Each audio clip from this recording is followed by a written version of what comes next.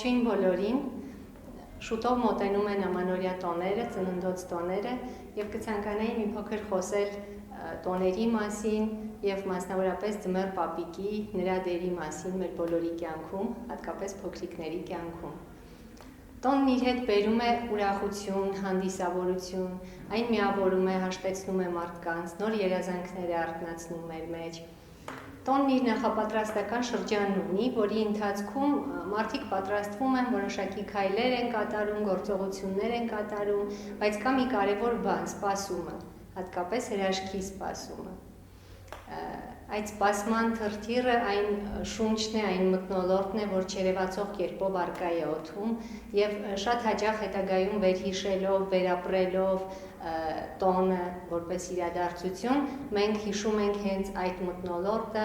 հենց այդ սպասման թրթիռները, այդ չերևացողն ու անորսալին ենք վերապրում հատկապես։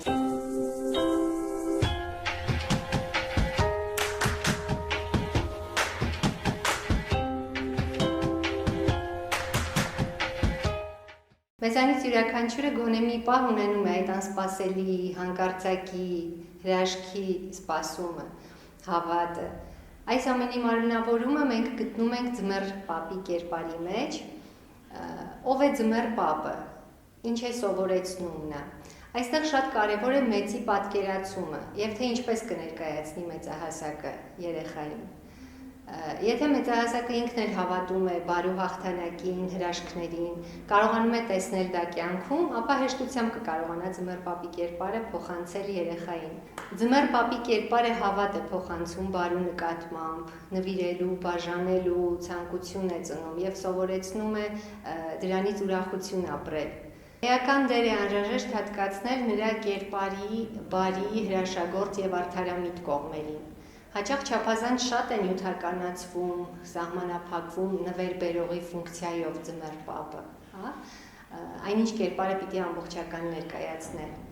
Իդեպ հենց ձմեռ պապի կերպարը չափազանց նյութականացնելով և երեխայի հարցերին շատ մանրամասն ու հնարովի պատասխաններ տալով, մենք հետագայում անխուսափելի ենք դարձնում երեխայի հիասթափությունը։ Օրինակ, ձմեռ պապի անունից գրվում են պատասխան նամակներ կամ զանգահարում են և այլն նմանատիպ։ Լավ կլինի այդ կերպարը մնա ինչ-որ առումով հանելուկային, հրաշքի տարրերով, ոչ լիովին բացահայտված, հատկապես նյութական իր կողմերով։ Ձմեռ պապի մասին կարող ենք խոսել սկսելով այսպես. ես լսել եմ, կամ ասում են, որ, կամ լուրեր են պտտվում, որ, այսպես։ Հաճախ ծնողներին հուզում է հարցը ասել երեխային, որ իրեն այցելած ձմեռ պապը իսկական հրաշագործ չէ,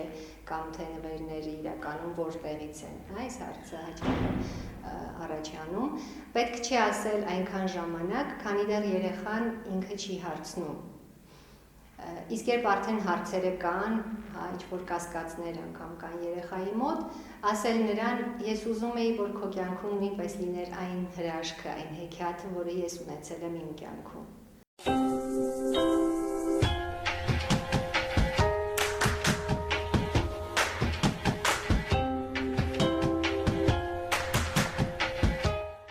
Ձմեռ պապիկի կերպարի մասին խոսելիս միայն դա այն չէ, որ տարեմուտի գիշերը հանկարծ հայտնվում է մի բարի պապիկ, ով նվերներ է բերում և աննկատ հեռանում։ Ոչ միայն բարի, այլ նաև արդարամիտ։ Սա առանցքային ձմեռ պապի գծերից է, կողմերից է, որ պետք է ճիշտ ներկայացնել։ Նրբորեն ընդգծել, տալով այն միտքը, որ եթե մարդն ագահ է, ծույլ է, չար է, ձմեռ պապի նվերները նրան չեն երջանկացնի։ Տարածված է մի վտանգավոր երևույթ, երբ ձմեռ պապի կերպարը չարաշահվում է, օգտագործվում է մեծի կողմից որպես պատժիչ մեխանիզմ։ Այ դու քեզ վատ ես պահում, ձմեռ պապը քեզ նվերներ չի բերի, դու այսինչը չարեցիր և այլն, նմանատիպ բաներ։ Երբ մեծերը սպառնում են, թե ձմեռ պապը նվեր է բերում միայն լավ երեխաներին, իրականում դա շատ է հուզում փոքրիկին և դրդում է, որպեսզի երազի շատ մեծ նվերի մասին, որը սակայն իրականում ենթադրենք ծնողը չի կարող գնել։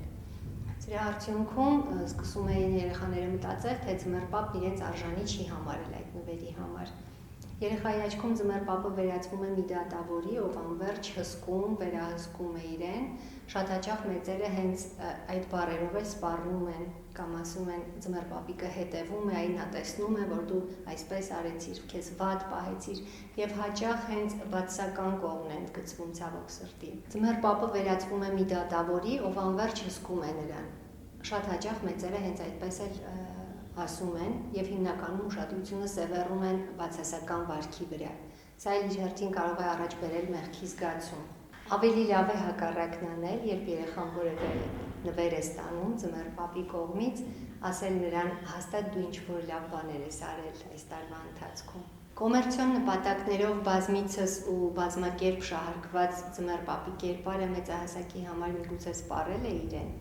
սակայն բոլորովին այլ է երեխայի հայացքը։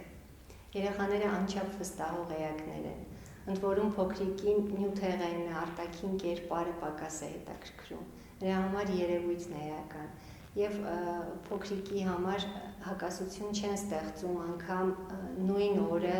մի քանի անգամ ձմեռ պապիկներ տեսնել, ասենք թատրոնում հանդիպել մի ձմեռ պապիկի, հետո պարտեզում տեսնել մեկ ուրիշի, ով իրեն նվեր է տալիս կամ փողոցում էլի հանդիպել ձմեռ պապիկների եւ երեքից էլ միաժամանակ ստանալ նվերներ։ Ճիշտ այնպես, ինչպես նրան չեն զարմացնում հեքիաթներում, ասենք գործի փոխակերպումը արքայազնի կամ փերիների, խոսող կենդանիների, անգամ խոսող եւ տեղաշարժվող առարկաների առկայությունը։ Երեխան անվերապահորեն հավատում է այդ ամենին։ Հեքիաթներում ապրող բոլոր այս հերոսները, այդ թվում եւ ձմեռ պապը, օգնում են փոքրիկին լուծելու իրենց առօրյա խնդիրները։ Օգնում են ազնիվ եւ խիզախ լինել, հավատարիմ, լուծել իրենց միջանձնային հարաբերությունները, պատասխանատու լինել, բարի, արդարամիտ։ Մանկությունը հրաշալի եւ հրաշքների ժամանակաշրջան է։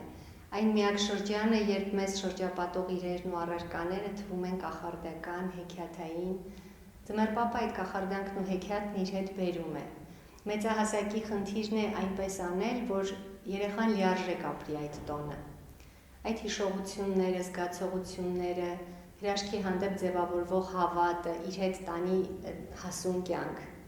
ինչը նրան շատ կօգնի ամենատարբեր բնագավառներում, կպաշտպանի նրան հուսահատվելուց, հիասթափվելուց, կմղի նորանոր վերելքների։ Ես մաղթում եմ հրաշքի սպասումն ու հավատը ուղեկցի բոլորիս։